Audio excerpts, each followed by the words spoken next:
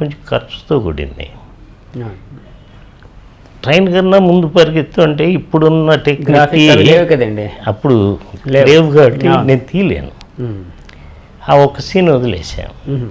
అదే ఇంకో రకంగా ఏదో తీసాం, స్టోటపురం దొంగలని. సో మీరు కొంత రీసెర్చ్ అనేది చేసి వాళ్ళతోని దాన్ని రికార్డెడ్గా చేసుకొని దాని నుంచి ఒక కథ చేసుకున్నారు. అంతే. ఓకే. ఆ సినిమా చాలా పెద్ద ఇష్టం సార్. స్టోటపురం దొంగలంటే గుర్తొచ్చింది, ఈ టైంలోనే మీకు చిరంజీవి గారికి చాలా క్లాష్ వచ్చింది అని విన్నాను. చిరంజీవి గారు మీతో చాలా క్లోజ్గా ఉండేవారు కదండి, ఆల్మోస్ట్ నువ్వు అనుకునే ఫ్రెండ్. క్లాష్ ఏం లేదండి? ఏం క్లాష్ లేదు. అంటే ఆయనది స్టోటపురం పోలీస్ స్టేషన్ అదే టైం కదండి. ఎండమూరి గారు డైరెక్టర్, కేఎస్ రామారావు ప్రొడ్యూసరు. అవును. నేను ఆ సినిమా ఆ టైటిల్ పెడతానికి కారణం ఎండమూరి వీరేంద్రనాథ్, అతనే. ఓకే. ఆయన వల్లే పెట్టా. ఎలా సార్? ఇక్కడ డైరెక్షన్ నేర్చుకుని ఇక్కడ కష్టాలు పడేవాళ్ళు 100 మంది ఉన్నారు. నువ్వు రాసుకుంటున్నావు, నీకు చాలా వాల్యూ ఉంది, రచయితగా చాలా వాల్యూ, చాలా వాల్యూ. నీ పని నువ్వు చేసుకోవడం, మా పనిలోకి ఎందుకు వచ్చావు అన్న కోపం, చిన్న కోపం, చిన్న మనసులో ఫీలింగ్. దానికి తోడు అదే టైంలో నాగార్జునతో సినిమా తీశారు, సేమ్ బ్యాక్గ్రౌండ్, టైగర్ నాగు బ్యాక్గ్రౌండ్ అండి. అంటే స్టోటపురం దొంగలు బేస్డ్. ఓకే. జరుగుతుంది అది. మా తర్వాత ఎప్పుడో రిలీజ్ అయింది. ఆగస్టు 26 ఎప్పుడో నేను స్టార్ట్ చేశాను, ఆయన ఏదో అదే మంత్లో స్టార్ట్ చేశారు. మా ఇద్దరికి ఏ విధమైన డిస్ప్యూట్స్ లేవు. ఓకే. నేను 85లో ఓడిపోయినప్పుడు చిరంజీవి గారి దగ్గరికి వెళ్ళా. ఏం ఓడిపోయినప్పుడు సార్? అదే ఓ సినిమా తీసి ఫెయిల్ అయినప్పుడు. అదే ఇంకా డైరెక్షన్ వద్దనుకుంటున్న టైంలో, అదే మూడో సినిమా తీసి డైరెక్షన్ వద్దు అని అనుకుంటున్న సమయంలో మీరు చిరంజీవి గారి దగ్గరికి వెళ్ళారు. కలిస్తే సాగర్ ఫ్రాంక్గా చెప్పాలంటే నేను ఇప్పుడు చేసే పొజిషన్లో లేను. ఓకే. నేను చేస్తాను, నీకు బిజీ షెడ్యూల్, బాగా బిజీ. నేనే చెప్పాను, నువ్వు చేయలేవు అని కూడా నేనే చెప్పాను. నువ్వు అనుకునేవారు కదండి మీరు. అప్పుడు ఈ బేషిజాలు లేవు. ఇప్పటికీ ఆయన నలుగురిలో ఉన్నా నన్ను చూస్తే విష్ చేస్తారు, నేను ముందే విష్ చేస్తాను. అప్పుడు వాల్యూస్ మనుషులకి చాలా ఎక్కువ ఉండే. అవునండి. ఇప్పుడు లేవు. అవును. అంటే చిరంజీవి గారు మీరు కలిసి ఏమైనా సినిమాకి పనిచేశారా సార్? ఏం చేయలే, కానీ మీకోసం ఆయనకి తెలుసు. అదే ఇండస్ట్రీలో ఒక సినిమా చేసిన తర్వాత మీకు ఆల్మోస్ట్ మంచి ఇది వస్తుంది కదండి. అప్పుడు వెంకన్న బాబుతో చిరంజీవి వాళ్ళు తిరిగేవారు. వెంకన్న బాబు ఏంటంటే ఆల్మోస్ట్ ఆల్ శ్రీదేవి డేట్స్తో సహా చూసే ఒక పవర్ఫుల్ వ్యక్తి. అతను కొంచెం చెప్పుంటాడు. మరి టోటల్గా ఎందుకో మేమిద్దరం కలిసి, మేము కలుస్తానికి కారణం ఏంటంటే మాకు డీలక్స్ హోటల్ అని ఒక సెంటర్ ఉంటుంది చెన్నైలో సార్. అక్కడికి అందరం చేరుతాం. ఈ నటులు కొంచెం హైఫైడ్ పీపుల్, డీసెంట్ పీపుల్ అంతా అక్కడ వస్తారు. అంటే అరౌండ్ 1980-85లో అండి ఇది. ఓకే. ఇది ఇంకా ముందు నుంచే 80s నుంచి. ఈ ఆర్టిస్ట్ సుధాకర్ నాకు బాగా, కమెడియన్ సుధాకర్, వాళ్ళ ఫాదరు ఏలూరులో రైల్వే స్టేషన్లో క్యాంటీన్. నేను ఎప్పుడన్నా ఏలూరు వెళ్తే కూడా ఆ క్యాంటీన్ నుంచే మనకి ట్రైన్లోకి వస్తూ ఉంటుంది టిఫిన్. అది అడిగితే నేను చేస్తాను నీకని ఒకడికి చేయలేను. అంటే చిరంజీవి గారిని అడిగారండి? మీరు అడిగారండి? ఆయనే చెప్పారు? నేనే అడిగా, సినిమా చేస్తావా, నాకు ఇలాగ లాస్ అయింది అన్న. అంటే మీరు డైరెక్టర్గా అడిగినట్టండి, ప్రొడ్యూసర్గా అడిగినట్ట? ప్రొడ్యూసర్గా డైరెక్షన్గా నేను వద్దనుకున్నాను. డైరెక్షన్ వేరే వాళ్ళని ఎవరినో పెడదామని. అంతే, ఆయన ఇష్టం, మనకు చిరంజీవి గారు ఆప్షన్ అది. మనకు కావాల్సింది డబ్బు, మనం పోగొట్టాము, మన డబ్బులు మనకు కావాలి. మన డబ్బులు కావాలంటే చిరంజీవి ఒక్కడే అప్పుడు ఉన్న హీరో. ఓకే. ఆయన చేస్తే 100% కనీసం ఒక 5 కోట్ల లాభం వస్తుంది ఆ రోజుల్లో. అప్పట్లో అప్పుడు సుధాకర్కి, హరి, ప్రసాద్కి, నారాయణరావు గారు, నారాయణరావుకి, ఇంకెవరికో కలిపి చేశాడు. ఆయన రూమ్మేట్స్ కదండి వాళ్ళందరూ. వాళ్ళ నలుగురికి 4 పావలాలు వేసి లాభం. ఓకే, అలా మనకి ఇస్తా అన్నాడు. ఓకే, అలా సినిమా చేసుకోమని మీకు ఆఫర్ ఇచ్చారు. సినిమా చేస్తా అన్నారు. ఎప్పుడు అన్నా, అంటే చూస్తున్నావు కదా ఇవన్నీ అవన్నీ అన్నాడు. సరే, కనీసం నా టోకన్ నెంబర్ చెప్పు అన్నా. టోకన్ అంటే నువ్వు 8 9 అంటే నీ 10 అవుతాయి కదా, ప్రయారిటీ లిస్ట్ చెప్పమన్నారు. ఏదో చెప్పాడు. చెప్పినాక ఈ పరిస్థితుల్లో నిన్ను రోజు కలవాలా, వారంకి ఒకసారి కలవాలా, నెలకు ఒకసారి కలవాలా, ఇప్పుడు దగ్గర అయిపోయాం. ఇంకా అవునండి, అవును అవును, మనం అడుక్కునే పొజిషన్కి వచ్చాం కదా. అంటే అదేం లేదు, నేను చెప్తాను నీకు అన్న. ఆ తర్వాత ఈ స్టోర్పురం దొంగలు తీయాల్సి వచ్చింది. మీ ఫ్రెండ్ ప్రోత్సాహంతోనే చేసాం. ఈ చేసేప్పుడు అజయ్ అని డైరెక్టర్, అజయ్ కుమార్ గారు, అజయ్ని పిలిపించా. అజయ్ నీ కథ నాకు చెప్పొద్దు, అడుకో డైరెక్టర్. దేనికండి ఆయనకు? స్టోర్పురం పోలీస్ స్టేషన్. ఓకే, ప్యారలల్గా నడుస్తున్న చిరంజీవి గారి సినిమా, మీ సినిమా, దానికి చిరంజీవి గారి సినిమాకి అజయ్ గారు కో డైరెక్టర్. ఓకే, మీ కథ నాకు చెప్పొద్దు, నా కథ విను. మీ కథలో ఏదన్నా అది మిక్స్ అయితే నాకు చెప్పు, నేనే తీసేస్తా అన్న. విన్నాడు, ఏం కాలే. ఎప్పుడన్నా అవకాశం వస్తే చిరంజీవి గారికి చెప్పు అని కూడా చెప్పా. మీ కథని చెప్పమన్నారు చిరంజీవి గారికి. నా కథలో ఏమన్నా పోలికలు ఉంటే నాకే చెప్పు. అదే తీసేస్తానన్నారు, తీసేస్తాను. ఈ కథ కూడా చెప్పమన్నారు చిరంజీవి గారికి. అయిపోయినాక ఏదో తాజ్ హోటల్ ఎక్కడో పెద్ద మీటింగ్ జరుగుతుంది. దత్తు గారు, రాఘవేంద్రరావు, ఈయన ముగ్గురు వస్తున్నారు. నేను అప్పుడే వెళ్తున్నా ఆ హోటల్లో ఆ ఫంక్షన్కి. గెట్ టుగెదర్ ఏదో మీటింగ్, ఇండస్ట్రీ ఇక్కడికి ఎందుకు రావాలి ఏంటనే దాని మీద. అప్పుడు చెన్నైలో ఇండస్ట్రీ ఉంది, హైదరాబాద్కి షిఫ్ట్ అయ్యే ప్రాసెస్లో ఉంది.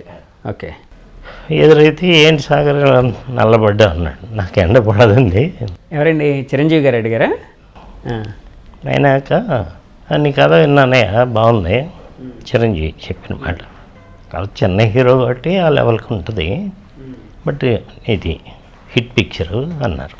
థ్యాంక్స్ అండి. కావాలంటే దత్తుని అడుగు. దత్తు నీకేం చెప్పా, రాఘవేంద్రరావు తీశాడు కదా ఏదో సినిమా, ఇళయరాజా మ్యూజిక్, అమ్మని కమ్మని దెబ్బ, ఇదండి జగదిగురుడు అతలకు సుందరి. ఆ సినిమాకి నేను చెప్పాను కదా పెద్ద హిట్ అని ఒక రిఫరెన్స్ నా ముందు ఇచ్చారు. ఓకే, అలాగే దీనికోసం మీ సినిమా కోసం కూడా చెప్పాను అని అన్నారు. ఆ రోజు సాయంత్రం, అది నైటే ఫంక్షను. ఆ ఫంక్షన్ నుంచి మన ఆఫీస్కి వచ్చేసాను హైదరాబాద్. వచ్చి రే చిరంజీవి చెప్పాడంటే డెఫినెట్గా మన సినిమా హిట్ మంది అని కొంచెం ఆనందం, ఓకే, తెలియని ఆనందం. అది రిలీజ్ అయినాక ఫస్ట్ శత్రు రిలీజ్ అయింది 1వ తారీఖు, అది హిట్. 3వ తారీఖు పోలీస్ స్టేషన్ రిలీజ్ అయింది, చిరంజీవి గారు యండమూరి గారి కాంబినేషన్. అది కొంచెం డ్రాప్. నేను 9th రిలీజ్ చేశాను, 100 హిట్. మీ దాంట్లో హీరోలు ఎవరండి? భానుచందర్ అంటే దగ్గుబాటి రాజా రాజా అండి ఉండేవాడు. అవును, ఆయన. ఇంకో అమ్మాయి వైజయంతి అని ఇప్పుడు మతల వేషాలు చేస్తుంది. ఆమెను ఫస్ట్ ఇంట్రొడ్యూస్ చేసింది దాంట్లో. ఓకే, అన్న తమ్ముడు చెల్లి. అది హిట్ అయినాక మనకు తెలియకుండా మంచి పేరు వచ్చింది. ఇప్పుడు నాకు టెన్షన్ వచ్చింది, ఏమో అన్ని సినిమాలు హిట్ అయితే పోయేది, చిరంజీవి గారి మటుకు డ్రాప్ అయింది అని నాకు తెలియకుండా నాలో ఒక ఫీలింగ్ స్టార్ట్ అయింది. నేనే తప్పు చేశానేమోనని. అంటే తప్పు అంటే ఏ విధంగా అండి? అంటే ఆయన సినిమా ప్రొడ్యూసర్గా చేసుకోమనేటప్పుడు దాన్ని కాకుండా ఇది టేకప్ చేసి తప్పు చేశానేమో, కొంచెం దూరం పెరిగిందేమో అనే ఆస్పెక్ట్ అండి. దూరం పెరుగుతుంది ఆటోమేటిక్గా, కాదన్నా దూరం పెరుగుతానికే ఎక్కువ అవకాశాలు ఉంటాయి, ఎక్కువ ఉంటాయి. నువ్వు ఉన్నావు, ఇక్కడికి వచ్చావు, నా దగ్గర రాకుండా వేరే ఇంటికి వెళ్ళినప్పుడు నేను ఫీల్ అవుతాయి. అవునవును, డెఫినెట్గా అది మానవ సహజం, అట్లాగ ఉంటుంది అని చెప్పి బాధపడ్డా. ఇటు పక్క ఇండస్ట్రీలో నువ్వు మగాడు అన్నట్లుగా మనకి ఇవన్నీ సొల్లు, ఇండస్ట్రీలో సొల్లు, ఆడ అవసరాల కోసం మనకి వేసే బిస్కెట్ అలా అయిపోయింది. మనకు సీట్ ఎక్కిస్తారు కదా సార్, ఆ టైంలో అవసరం తీరిన తర్వాత కింద పడేస్తారు, అది వేరే విషయం. కింద చాలా సింపుల్గా పడేస్తారు. అలా ఏంటో తెలియని తప్పులు చేస్తున్నామేమో అన్న ఫీలింగ్ ఎక్కువ వచ్చేసింది. అయినా దేవుడు ఏదో అనుగ్రహంతో తర్వాత కాట్రేడ ప్రసాద్కి 2 సినిమాలు చేశారు, నక్షత్ర పోరాటం. అది డైరెక్టర్గా చేశారు మీరు? ఇంకా డైరెక్టర్ సార్. మరి చిరంజీవి గారిని ఎప్పుడు ప్రొడ్యూసర్ ఆస్పెక్ట్లో మీకు సినిమా ఇస్తానన్న ఆయన విషయం ఎప్పుడు మీరు ఎప్పుడు ఆయనతో టాక్ ఇంకెందుకు అడుగుతాం?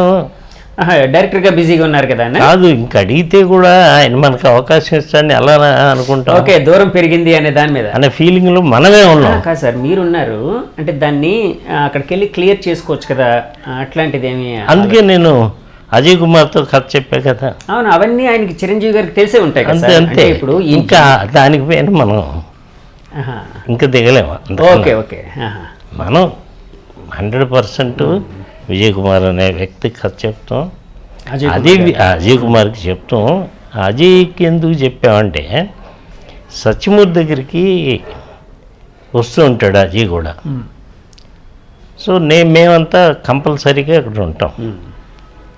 సో గ్యాప్ టైంలో చెప్పేశాం. ఓకే, ఇంకా అక్కడి నుంచి మనకి తీరిక లేదు, మనం సినిమాలు చేస్తాను ఉన్నాం. కాటగడ్డ ప్రసాద్ గారికి ఏ సినిమా సార్? నక్షత్ర పోరాటం. నక్షత్రం, అది కూడా సుమన్ భానుచంద్ర అనుకుంటా కదండి. సుమన్ భానుచందర్, అరుళ్ పాండ్యన్. చాలా పెద్ద హిట్ కదండి అది, సూపర్ డూపర్ హిట్ అనుకుంటా. ఆ రోజుల్లో హెలికాప్టర్ని ట్యాక్సీ లాగా వాడా. ఓకే, 10 రోజులు 15 రోజులు కేరళలో పెట్టి. బహుశా ఆ ఇన్స్పిరేషన్తోనే మీ శిష్యుడు వినాయక్ గారు హెలికాప్టర్లు వాడడం ప్రారంభించారేమో అండి. ఊరికి అంటున్నాను సార్, ఇన్ఫ్లుయెన్స్ ఉంటుంది కదా సార్, ఇప్పుడు గురువుల ఇన్ఫ్లుయెన్స్ ఎలా ఉంటుంది కదండి ఎప్పుడు. అంటే ఇంకా ఏదో గొప్ప చేయాలి. అదే అవును అవును, డెఫినెట్గా. కానీ నేను బుట్టే చెప్తాను, ఎవరు ఎన్ని చేసినా సోల్ లేకుండా చేస్తే ఏ సినిమా ఆడదు. సోలు ఉండి చిన్న చిన్న తప్పులు జరుగుతాయి. ఇప్పుడు ఆలు మగలు కథ కాటగడ్డ ప్రసాద్కే చేశాను, సుమను, మీనా, ఆమని. ఇప్పటికీ నా లెక్క ప్రకారం నేను చంపింది ఆమెని చివరిలో. నేను కరెక్ట్ అని ఫీలింగ్ ఇప్పటికీ ఉంది. అని నువ్వు తప్పు అని చెప్పిన విజేంద్ర ప్రసాద్ రైట్ అయ్యాడు. మన రాజమౌళి వాళ్ళ ఫాదర్ ఆయన రైట్ అయ్యాడు. ఓకే, మన Narayana Rao artist. Okay, R Narayana Murthy garu మెడ్రాసులో షో వేశాము. నాకు షో వేసినాక థియేటర్లో ఆమెని చంపంగానే ఆడియన్స్ అంతా షాక్. ఓకే, వాళ్ళు ఎక్స్పెక్ట్ చేయండి అది. నారాయణమూర్తికి షాక్. అందరూ బాగా తీసావు బట్ ఏదో లోపం ఉంది అంటున్నారు. నాకు విజేంద్ర ప్రసాద్ గుర్తొస్తూ ఉంటాడు. యాక్చువల్గా సినిమా తీయకముందు విజేంద్ర ప్రసాద్ గారు వద్దు అన్నారండి. ఆయన కథని అంటే ఆయన కథ పరంగా ఆమెని గారిని చంపేసినట్టే అండి. ఆయన కథ ప్రకారం మీనని చంపాలి. మీరు మీ అంటే జడ్జిమెంట్తో వేరే విధంగా చిన్నది ఫ్రీడమ్ తీసుకున్నారు. ఆమెని చంపా. ఆయన ఎప్పుడు ఆయన సైడ్ లాజిక్ చెప్తానే ఉన్నాడు. ఓకే, నా మైండ్ ఎంతసేపు నా లాజిక్ నాకు ఉంటుంది. అవునండి, అవును, డైరెక్ట్ జడ్జిమెంట్ అనేది ఉంటుంది కదా సార్. బట్ నా తప్పు అనేది తెలిసిపోయింది సినిమా రిలీజ్ అయినాక. ఆఫ్టర్ రిలీజ్ కానీ ఇప్పటికీ మనసు నా తప్పని ఒప్పుకోదు. ఇక్కడ రాఘవేంద్రరావు పెద్ద పెద్దవాళ్ళు చూశారు, చాలా బాగా తీశారు, ఆమె నేను చంపకూడదన్న. అక్కడ నారాయణమూర్తి సినిమా చూసి బయటకు వచ్చి రమ్మన్నాడు దగ్గరికి. వెళ్ళా, తప్పు చేసావయ్యా, తప్పు చేసావయ్యా, తప్పు చేసావయ్యా అన్నాడు. ఏంటి, నేనని చంపాలయ్యా, ఆమె నేను చంపాను అనే దానికి నిర్వచనాలు చెప్పాడు. ఆలు మగలు అని పెట్టినప్పుడు ఆమె నేను పెళ్లి చేసుకుంది సుమన్. పలానా దేవతని ప్రార్థిస్తే మంచి మొగుడు దొరుకుతాడని చెప్పింది ఆమెకి. అదే టైంలో సుమన్ అనేవాడు ఈ అమ్మాయి జీవితంలోకి వచ్చాడు. వాళ్ళిద్దరికీ తాత్కాలికమైన పెళ్లి చేశారు. అంటే మీనాకి ఆమెకి సుమన్కి తాళి కట్టిన అమ్మాయిని, దేవుణ్ణి నమ్ముకున్న అమ్మాయిని నువ్వు చంపేశావు. సెంటిమెంటల్ పార్ట్ ఆఫ్ ద పాయింట్లో కొంచెం ఒక నెగిటివ్ పాయింట్.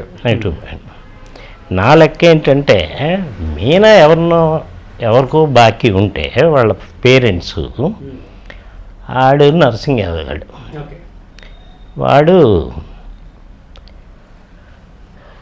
ఇలా డబ్బిస్తావా మీనాన్ని పెళ్లి చేసుకుంటాను లేకపోతే అంటాడు. అది సుమన్కి చెప్తే నేను డబ్బు సంపాదించుకుని వస్తానని బయలుదేరాడు. ఆ బయలుదేరినప్పుడు శ్రీశైలం వెళ్తే మంచి జరిగిద్దని చెప్తే ఈ ఆమెను ఇటు వచ్చింది. కరెక్ట్గా తిను పేరు మళ్ళీ, తన పేరు మళ్ళీ. ఈ సుమన్ అనేవాడు మళ్ళీ మళ్ళీ అని పిలుస్తా పాట. ఈ అమ్మాయి పేరు మళ్ళీ. ఇది నన్నే అని ఫీల్ అయింది ఆమెని. అక్కడ కరెక్ట్గా పడిపోతున్న టైంలో ఆ చేతిలో ఉన్న పూలు అలాగే ఇలా కింద వీళ్ళిద్దరి మీద పడతాయి.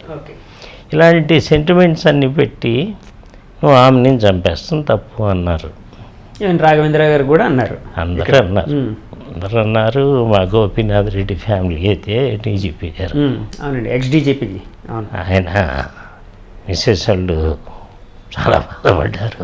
నాకు తెలిసిపోతుంది కానీ టైం లేదు నాకు. ఎల్లుండే రిలీజ్. అవును సార్, అప్పుడంతా అంత ఫాస్ట్గా ఉండేది.